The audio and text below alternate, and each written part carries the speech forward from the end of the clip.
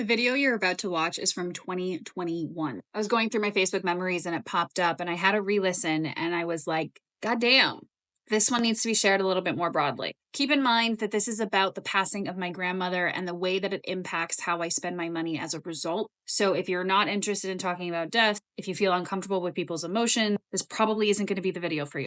But if you are someone who wants to practice financial intimacy for yourself, which basically means learning who you are and the extent of which you respect yourself and your process through how you use your time, money, and energy, keep watching. Hello. So, as many of you know, on Monday, my nonna, my mom's mom, passed away from what the doctor said was a heart attack. And I gave myself that day to kind of just go on full tears, full hysterics, but I also incorporated a lot of my practices like trauma release, which was really helpful. Really, really helpful actually.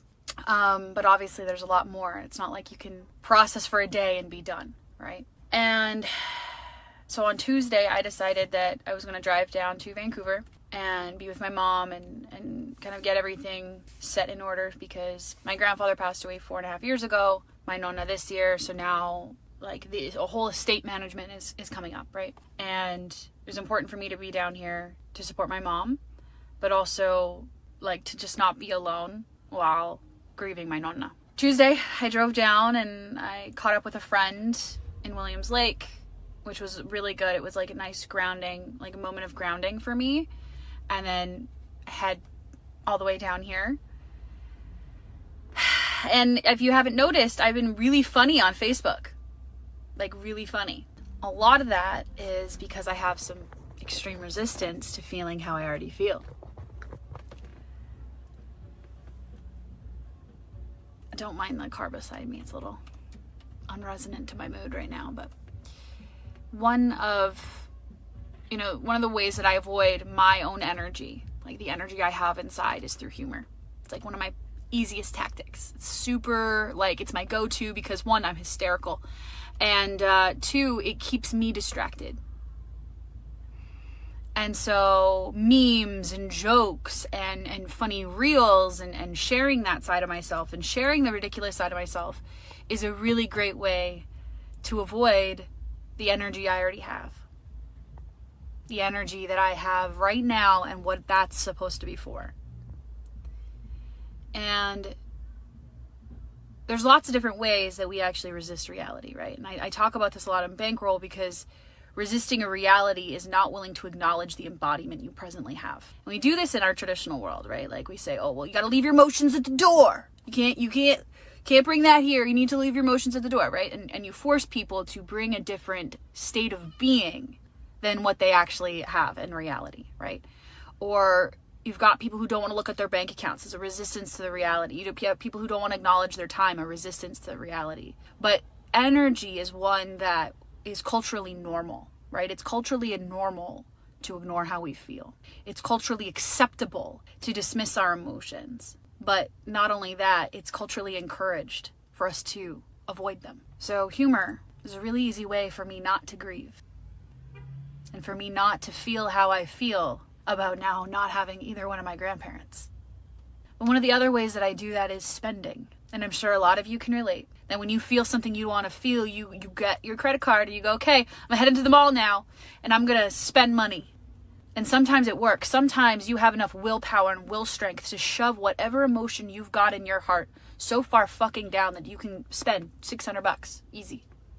Today, I could only spend $100. I went and bought makeup, which is funny because it's not like anyone's really going to see me. And I bought sunscreen. And I couldn't muster the willpower to dismiss how I feel, to buy myself a dress, to avoid the way that I feel, to buy new shoes, even things that I needed. Because sometimes the reality is just so much that dismissing it hurts more. The energy you have is always perfect for the truest thing at hand. The energy I have is a lot of grief. And so the truest thing at hand is not to go shopping.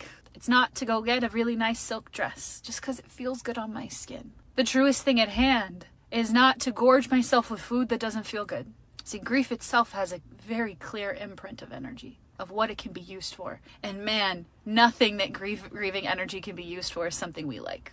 I don't know anyone who really enjoys crying. enjoys reminiscing. I don't really know anyone who likes that, because it's not about liking it. It's about having permission for it. To feel however it is that you feel and be okay with that and love that. See, I've got a lot of grief for my nonna because all of the grief that I had for my nonna had to go somewhere. The Winnie the Pooh quote of grief is just love with nowhere to go. I poured it all into her. And now I gotta sit with the fact that the two people who I knew could handle me at my worst and not try to fix me aren't here anymore. So the fixing, the curative spending is a way to avoid that truth. The eating is a way to avoid that truth. The humor is a way to avoid that truth, even though it feels good. Even though the spending feels good and the food feels good for a moment, it doesn't last. See, something that you guys don't understand is that energy is a resource. Our emotions are a resource. And when we don't use them well, they corrupt. When you don't grieve and you don't let yourself feel all of those things, it corrupts itself and it turns into anger and resentment. And anger and resentment will just pull more energy out of you and it will kill you. I don't have the life force to waste on anger and resentment. I will not misallocate my resources that way. So as much as it sucks to not avoid pain through shopping and eating and humor, it's kind of my only option. The thing is, my entire family worried about me. They said, "How's Stefania?" when my mom told me that my nonna died. Because they knew that I was all alone in northern BC. But they knew how I took my nonno's death. And I fell hard with that one. I was so angry. I was so angry with everyone. But you know what? There was grief that I didn't process because I was busy being angry. I was busy being mad. So I'm not just grieving my nonna.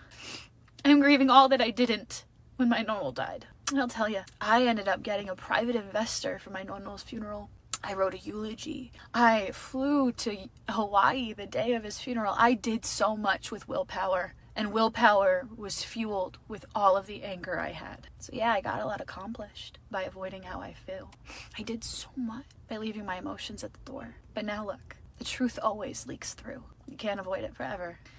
Resentment and regret are evidence that you've misallocated your resources. Every single time. I have never met a moment where you've regretted or resented something, where you didn't misplace your time, money, or energy. You see, I don't have any regret with my nonno. I love that man hard.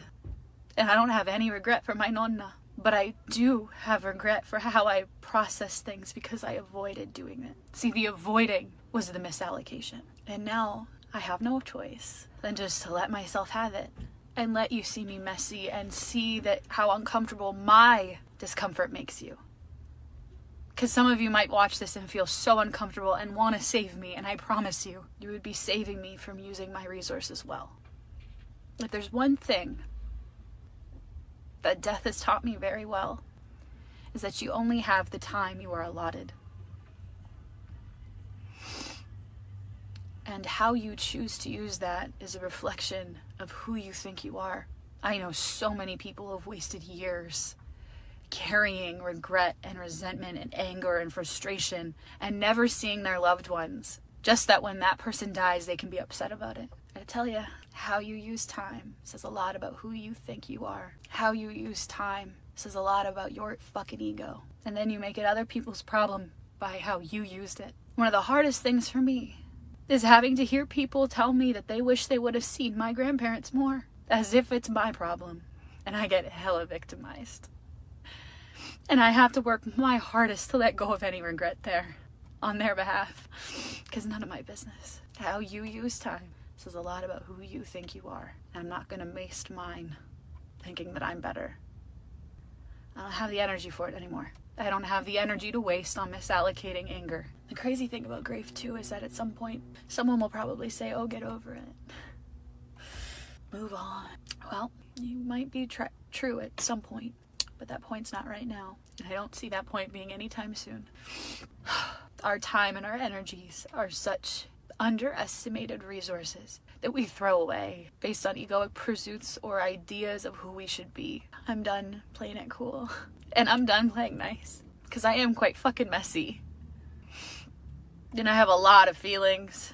And frankly, dismissing those truths about me isn't gonna make me feel any more valuable. To discount how important those pieces are is just not of service. So, thank you for tuning in. And I hope you leave here with something.